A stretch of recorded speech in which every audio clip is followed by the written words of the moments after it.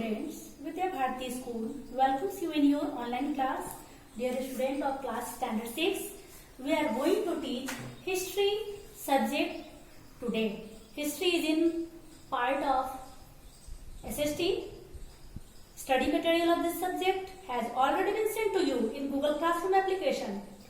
By the way, again, we will try to understand you that topic through this online class.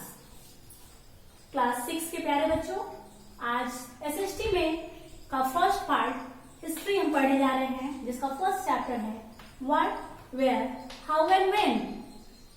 इतिहास क्या है, ये कहाँ है, कैसे है और कब, कहाँ, कैसे और कब और क्या, ये सारे बातों का जवाब हम इस चैप्टर को जब पढ़ते हैं तो हमें प्राप्त होता है कि ये इसमें हिस्ट्री के बारे में कही गई है। What is history? Series of events took place in past।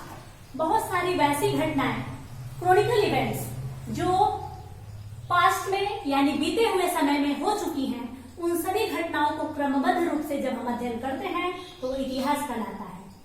तो प्रश्न उठता है, why should we study history? हम इतिहास क्यों पढ़ना चाहिए?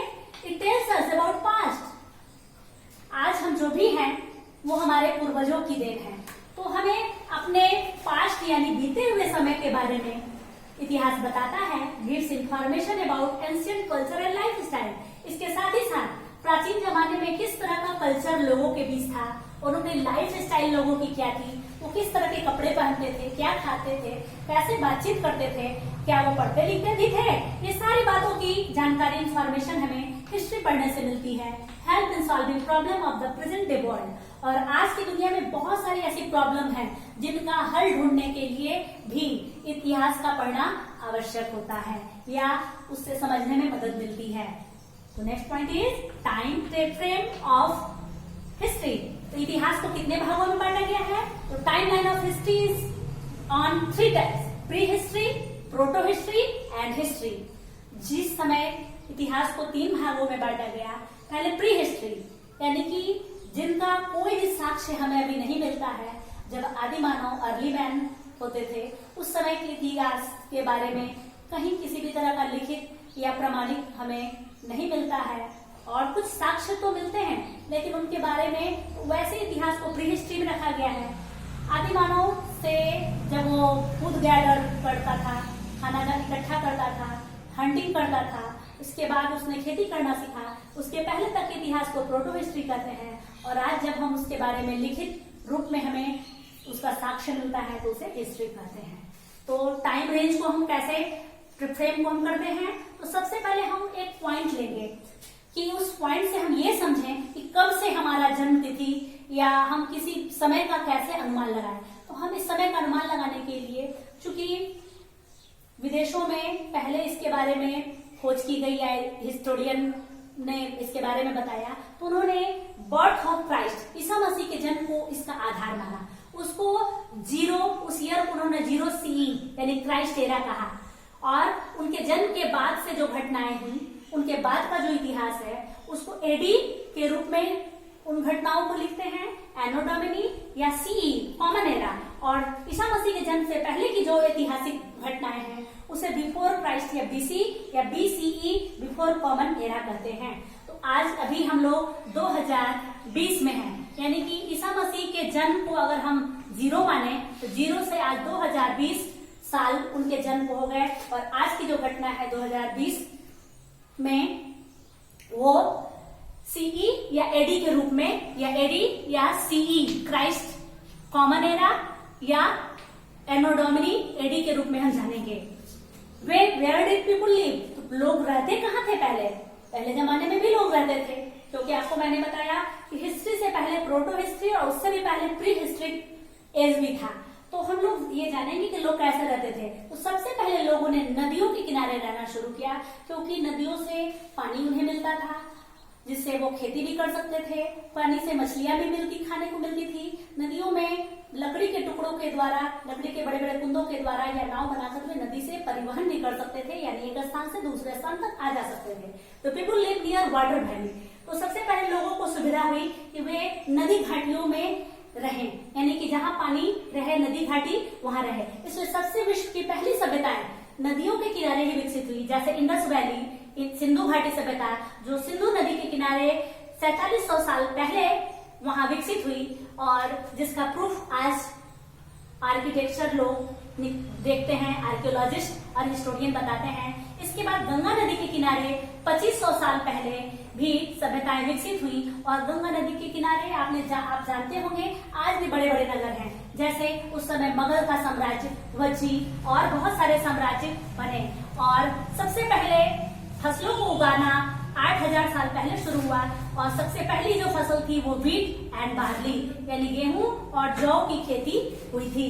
Second, Sulaiman and Kirthar hill in north west. हमारे भारत के उत्तर पश्चिम में सुलेमान की पहाड़ियां और किरतार की पहाड़ियां हैं, जहां पर लोगों के अवशेष मिले हैं, जानवरों के दबे हुए अवशेष मिले हैं, जिसमें रियरिंग एनिमल जो गोट और शिप को पाल करके अपना जीवन यापन करते थे।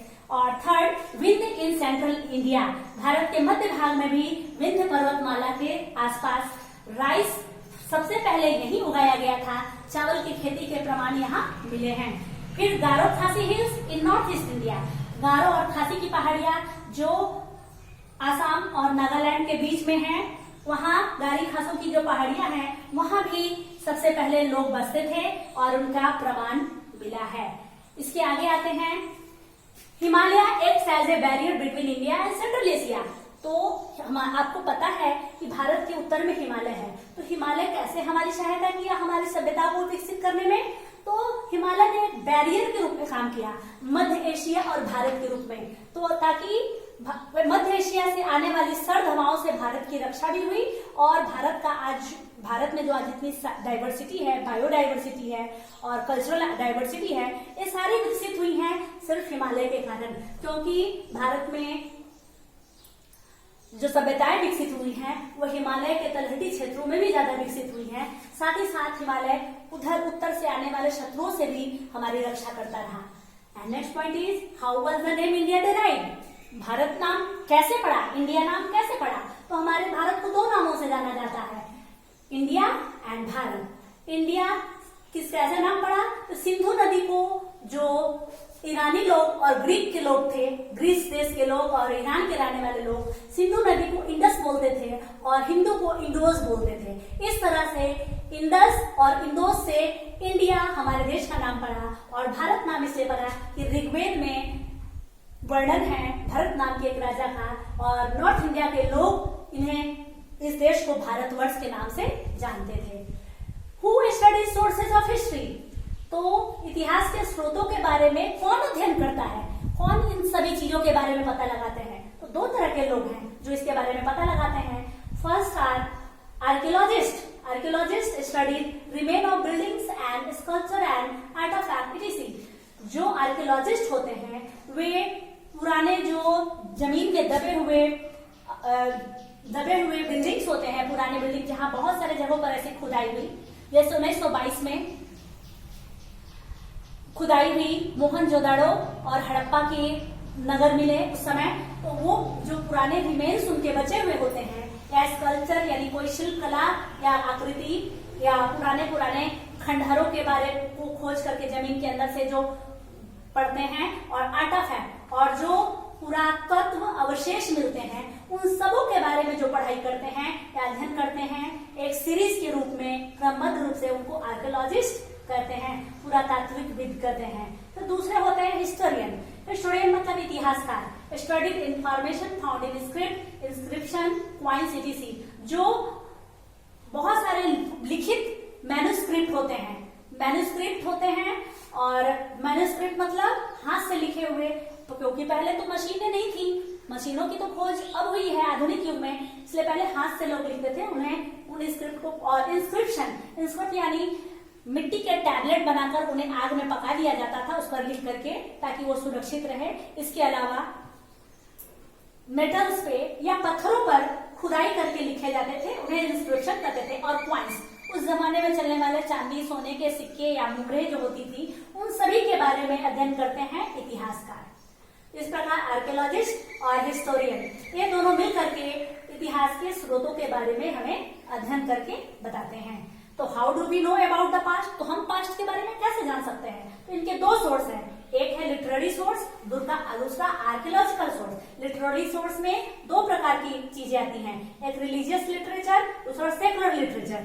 रिलीजियस लिटरेचर का मतलब धार्मिक साहित्य जिसमें एपिक्स यानी बड़े बड़े काव्य, वेद, उपनिषद, ब्राह्मण आदि आते हैं।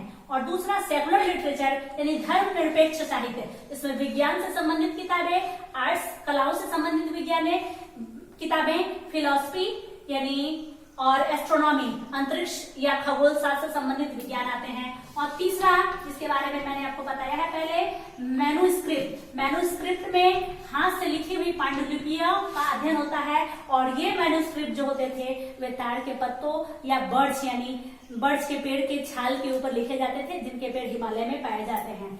दूसरा आर्कियोलॉजिकल सोर्स में यानी कि पुरातात्विक स्रोत में मोन्यूमेंट्स स्मारकों का अध्ययन करते हैं। आर्टिफैक्ट्स मतलब पुरातात्विक साक्ष्य, जैसे मिट्टी के में दबे हुए पुराने बर्तनों के टुकड़े या उस समय के पहनने वाले ज्वेलरी, टॉयज, खिलौने बच्चों के उस समय के कैसे बनाए जाते थे, उन सभी साक्ष्यों को आर्टिफैक्ट कहते हैं। इंस्क्रिप्शन जो हार्ड स्टोन या मेटल पर उगा करके बनाए जाते थे, और कॉइन्स। इस तरह से दोनों सोर्स जिसके बारे में इतिहास के बारे में हम जान सकते हैं, लिटरेरी सोर्स, आर्कियोलॉजिकल सोर्स, और हमें हिस्ट्री क्यों पढ़ना चाहिए और किस लोगों से हमें इसकी जानकारी मिलती है, आपने सुना और सीखा। That's all.